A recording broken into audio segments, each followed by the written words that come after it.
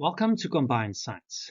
This is a Pathways video to help you make an informed decision about whether to choose Combined Science or whether to do Triple Science. Everyone has to do science, but you do have a choice between Combined and Triple. Naturally, you would want to check out the Triple video and then choose which is the best option for you.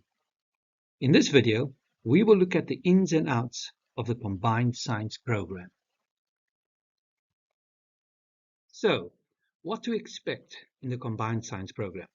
You will still do biology, chemistry, and physics. That's approximately 9 hours of science over a fortnight, as opposed to the 14 hours if you choose triple.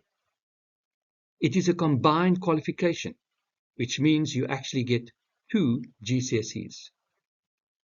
You will be graded on a 17-point grade system, so could end up with a 3.2, or grade 3.3, or grade 4.3, or grade 4.4, right up to a grade 9.8 or a grade 9.9 if you do the higher tier. Now that may seem a bit confusing, but it recognizes if you get a low 4, which would be a 4.3, or a high 4, which would be a 4.4.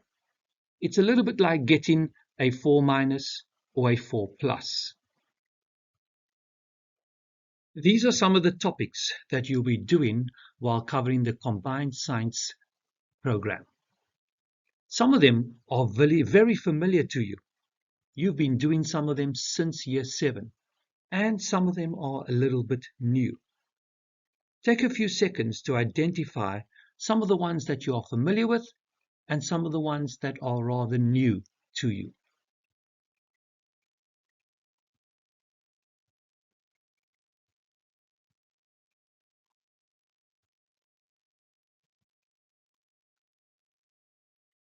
Science is all about skills. And when people ask me, why do I need science? My answer is always the same. A good grade in science shows your future employer that you have these skills. Even if the job you are applying for has little to do with science, your employer will acknowledge your ability to solve problems, analyze, evaluate data and situations, and communicate your ideas. Which leads us to careers. Besides the obvious ones that you can see on the slide in front of you, science is in everything. Some of the more obvious ones, of course, would include forensic science, which is always popular amongst young people.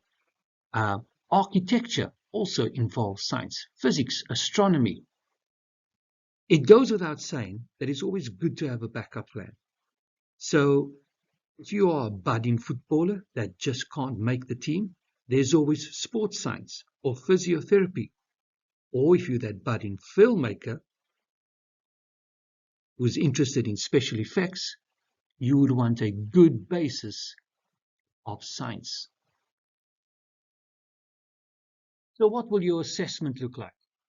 There is a lot of content in science, so there are 6 exams, 2 biology, 2 chemistry, and 2 physics. Each paper is approximately 1 hour 15 minutes long and will count for 70 marks per exam. You will have the choice of doing a higher or a foundation tier. If you choose foundation, you can only get max a grade 5. If you choose the higher tier, you can get up to a grade 9. But of course, your teacher will give you guidance all the while in terms of which paper is the best for you. And you don't have to choose until you get closer to your final exams in year 11. I'm sure most of us enjoy the practical work in year 7 and in year 8. When it comes to year 9, 10, and 11, practical work is as important. So important that is included in your exams as well. So as a result, there are a certain number of required practicals that we have to do. At St. George's, we have started getting you used to this idea of a required practical. there are 21 required practicals in science. So think of it this way. There's a guarantee that you're going to have to do at least 21 practicals between now and year 11.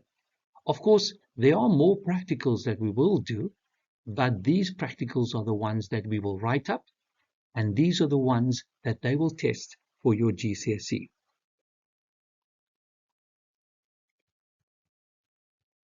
The good thing is they have to include at least 2 of those practicals in every single paper that you write.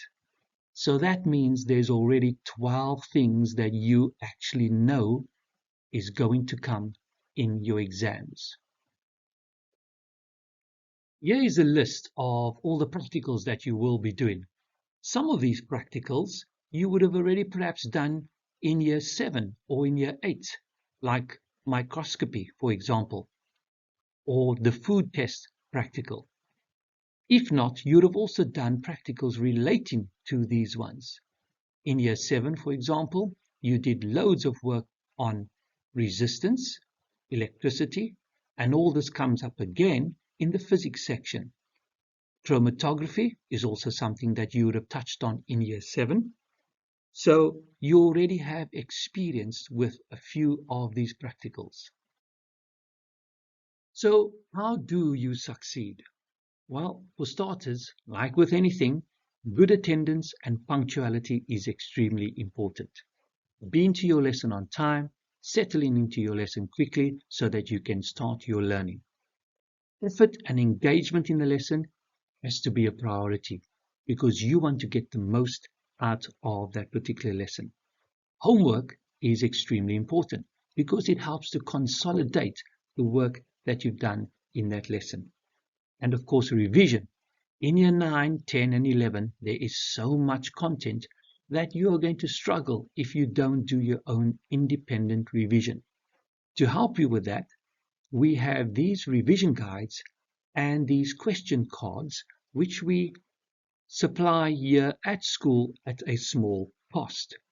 This is very important because the content in this books is going to help you revise.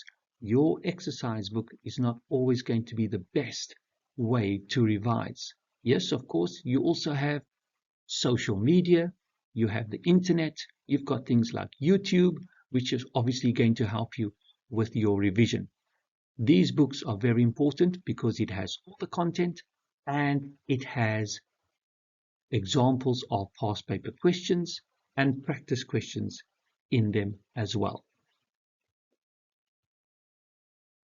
I hope this video has given you a little bit of a taste of what combined science is all about. And of course, if you have any questions, feel free to speak to any of your teachers. Make the right choice and good luck.